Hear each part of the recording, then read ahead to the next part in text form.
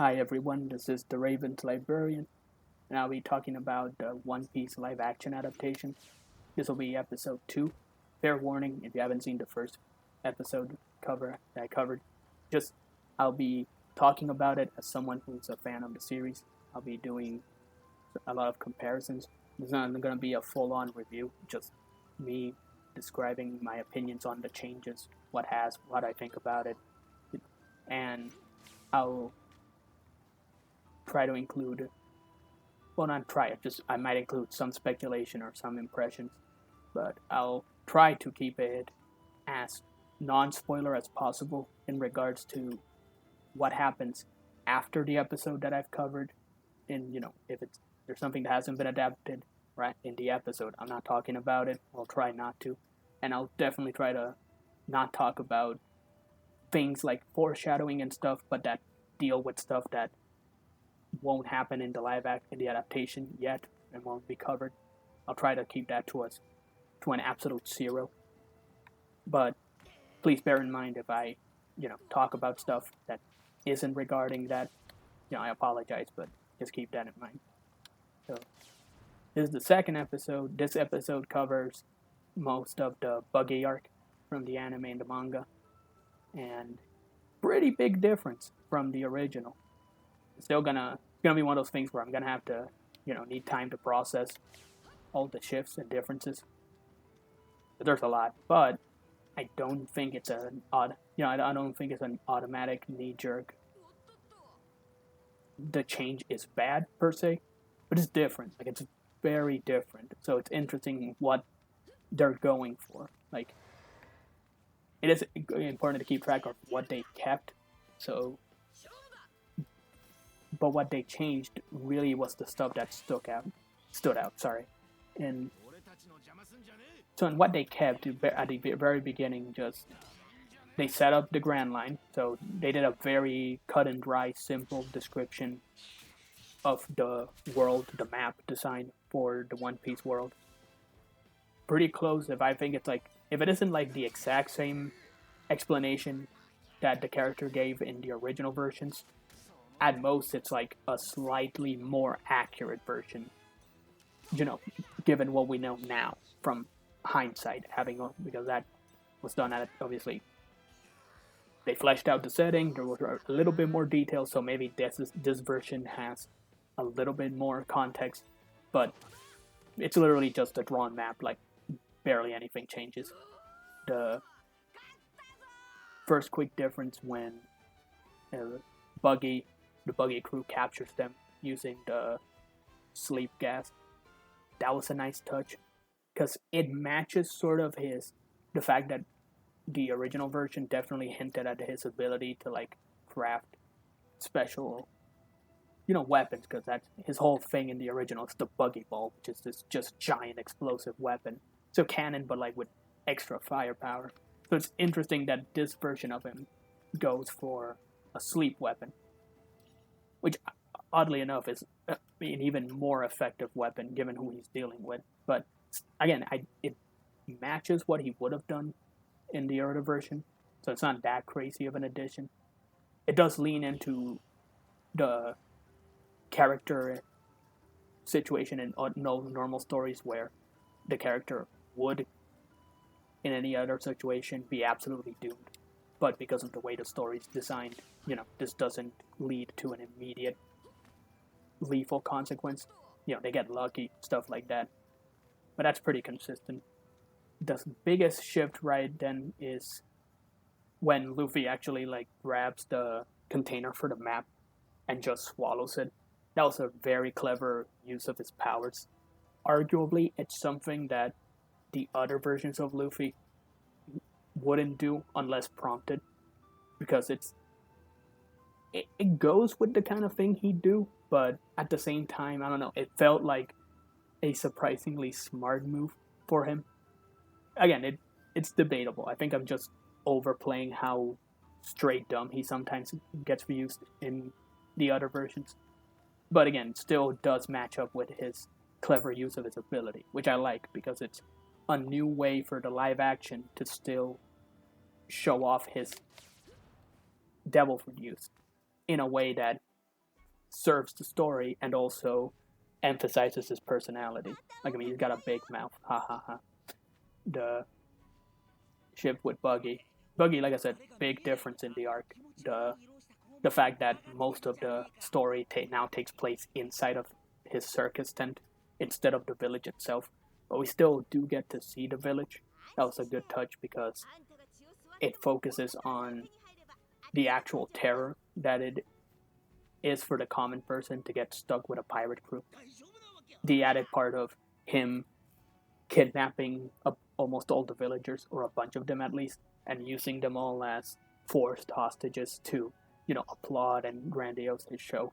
Like I said, his personality is in ways very different from his other counterparts, but at the same time, I see so much of his personality from the other versions in this guy. He's egotistical, he's petty, he's, crazy and intimidating at the start until you realize he's kind of an imbecile in his own way. There's a lot of resentment and vindictiveness in his, thought when he discusses other people. And it's rooted in a lot of, unspoken, like, not unspoken, sorry, it's the wrong word, but there's a story behind his rage that you can attribute as much to pettiness as you can to, like, an actual grievance that we just don't get told about. You lean more towards pettiness because of the way he acts in the present. So, like, the inclusion of when he gets upset when the person managing the lights, which I have no idea if it's, like, meant to be another member of his crew or just some poor bloke he's forced into doing it. But, like, the moment he walks on stage and he's like, no, applause was off cue, the guy, light, where's the lights? And then the scary boy, he just stares at the other crew member and he's like, where's the dancing lion? Which is interesting because the lion never shows up. So I imagine if that's probably just a limitation or a conscious choice. Like, they didn't want to have the lion show up in this version.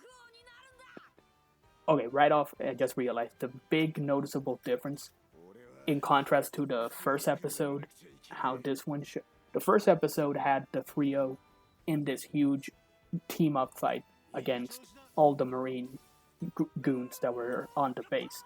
In this one, Buggy's crew kind of just disappears at the fight with Buggy, which shifts the way the battle happens. So, and it's, again, gonna be interesting to see if this is just a recurring issue that the show may have to deal with. Just the fact that they don't necessarily have the time or desire to balance out fighting the mooks and fighting the captain. Because, again, there's definitely gonna be a challenge when it's like, when the scales get bigger, like in Baratie and in Arlong Park. It's like how they tackle the lead up to the battle with the final boss of an arc, and how they deal with just the regular henchmen.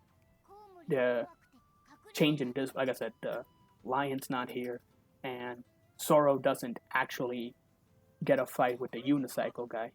Instead, he gets a confrontation. So they do interact, but it's not a fight. Instead, it's the civil situation where it's like he's tied up, and then the dude just vents about this. I assume it's an invented backstory for this version. I could be wrong. This could actually be canon, but I don't think it is. So, but the added part of how Zoro dealt with his brother, very morbid, which even Zoro acknowledges. It's like, yeah, that sounds like me. Which, again, it's like part of this series' version where the characters are a lot more, well, he's a lot more metaphor, much more final and brutal with his fights. The inclusion of like I said, the fight with before the fight, the Buggy trying to torture Luffy part. So it's, at first he just tries to use just stretching him to infinity, which genuinely did not seem to bother him all that much. But when he tries to like talk him into it, and that's when we get the second half of the Shanks flashback, the last part where it's like how he lost his arm, how he, Luffy messed up with the crew, and sets up kind of the recurring ideas of what matters to the main character, like why he puts so much importance into that hat, why he cares so much about Shanks, that dude that, again, without the context, it's like just some guy he met once. But it's important to like set up their dynamic. It'll be interesting if he gets any more flashbacks from here on out, considering what characters are in this version. They might decide to reuse the sets from his flashback. And gonna focus on the outside of the tent, the other big changes. So that's another part that shows this episode's where it deviates from the other version. Here it's the added stuff with the Marines. So in the original versions, it's all done in the cover stories. Kobe just doing the stuff with sorry. He's doing the stuff with Helmeppo, how they deal with Morgans. So at first I thought, oh, so it's Morgans not getting removed from the Marines, because they kind of left that part unresolved in this version from the first episode. But then they introduced the Garb character, the hero of the Marines, and he basically takes Morgans out because of presumably the stuff that definitely you could assume based on what happened in the first episode, but it's not as obvious as it is in the anime or the manga, where it's like, Morgans is this, huge tyrant who abuses his authority. Again, it's not there, because he threw Zoro into a 7-week, torture just because the guy refused to join his crew and assaulted his kid after his kid, assaulted a bunch of people. Assaulted one girl. And then, so having this part get resolved in this way has them interact with Kobe differently. So the added part with Kobe, it's interesting what they're gonna do with that. So I imagine he and Helmeppo are gonna have more interactions as the show goes on, and it'll wait to see how his dynamic is formed with the new Marine character that showed up on the Marine base, and how the show. Oh, wait. Let's do.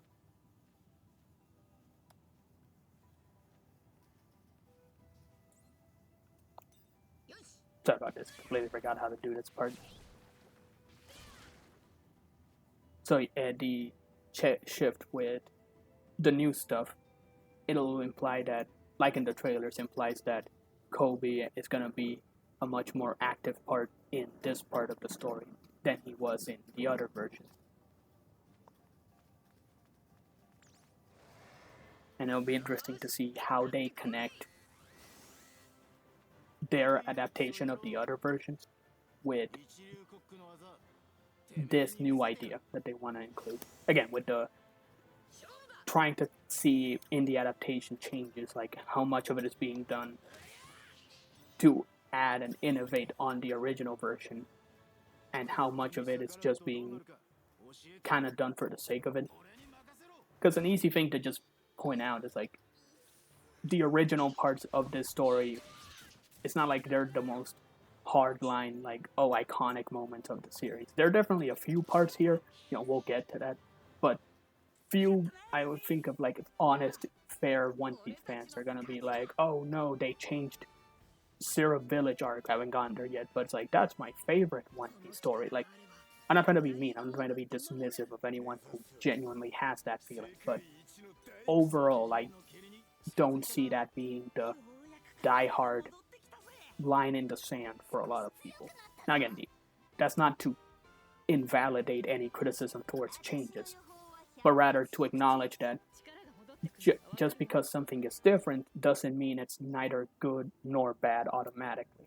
It's all about what those changes are being done in the service of. If it's different just for the sake of different, that again doesn't necessarily make it bad either, but it's not a great reason. But in the same mentality, it's these are moments and things that are being changed that I don't have like a diehard reason to get upset about outside of one, which is simply if these changes end up affecting the characters in a very negative way. And that's the stuff I'm definitely looking out for. So it's in changing the events, how are you changing the characters' reaction to them? How does that affect their overall personality? And is that going to be a detriment to the rest of the adaptation? In like, oh, now the characters are way too serious, or now they're not, there's not enough interactions that really flesh out their personality because you're always finding ways of getting them to do the same thing over and over again. But again, we're still early on, 2 episodes, so I can already tell where they're changing stuff, but I can't really say for sure how those changes are going to affect the overall structure of the story. With, I'd say, the exception of not having enough fights, might have a problem because of the adaptation being a shonen. Fights are a big part of that. So if every story that gets adapted just boils down to one big fight, that might not be enough, but I have to give it a chance. I have to wait and see how it changes. The thing it changed with Buggy was, honestly, it just made him way scarier than his original counterpart. Even with the original, like, starting off scary and then becoming goofy at the end. This one does that too, but he stuck to being actually scary, longer than the other ones. And, his whole layout and the tent gimmick definitely lended to that, especially with that freaky-ass cage he used for Luffy. That was a very inventive way of showing off the whole you can't swim part without just arbitrarily, like, getting them into the ocean for no reason. So that, again, it's another part. Carrying, I think someone I saw mentioned that, not the show itself, but when the trailers were coming out, that in some cases the reason why they might be in dark rooms, or why some scenes might play out at night when they played out during the day in the other versions, is because nighttime is it's easier for the CGI to mask its fakeness. I don't know if that's true, or I don't know if that's a very broad statement, but as I said, because in this situation that was an obvious difference, where it's like in the other versions the fight with Buggy takes place out in the daylight. Here they use the tent. Not a big deal, because honestly it gives him way more, it makes his character match more the aesthetic of the environment. And again, what they did with the tent actually worked well for his character and his personality. The both comical absurdism of his personality and the genuine terror he could inflict on the average person who has no idea how much of a in-universe joke he's supposed to be. Like, again, that scene with all the people chained up was a cool touch for this version of the story, to still include the villagers, even in a situation where they wanted to, reduce the scope of the event. So that was a good addition. And like I said, as Sleep Bomb, way better idea for Buggy in this version. Probably won't be used much after this, because like any situation in the original shows, it's like, if this works well on the main characters, then they'll either find a way to never use it again, or it'll just stop being relevant. But yeah, like, second episode, more changes than from the first one, where first one already had shifts from the other versions, but there was a lot of stuff you could kind of match between the anime and the manga. Here, a lot more was changed, but to me, some of it makes complete sense. Some of it worked really well, like the Buggy stuff. Some of it might be a sign of problems to come. Like I said, Zoro, I'm worried he may not get enough cool fights in the show if they keep having to like get him out of the situation, write him in out of fights and then just have him help Luffy during big fights. Like I hope that's not all he's gonna do. But again, second episode, still in it. Nothing one way to the other. I'm still genuinely enjoying what they're changing, but I'm coming at it from a fanboy, so I'll try to see how I feel about it as it goes on. So, see y'all in the third episode if you're interested in watching my feelings about it. I'll see you then. Take care.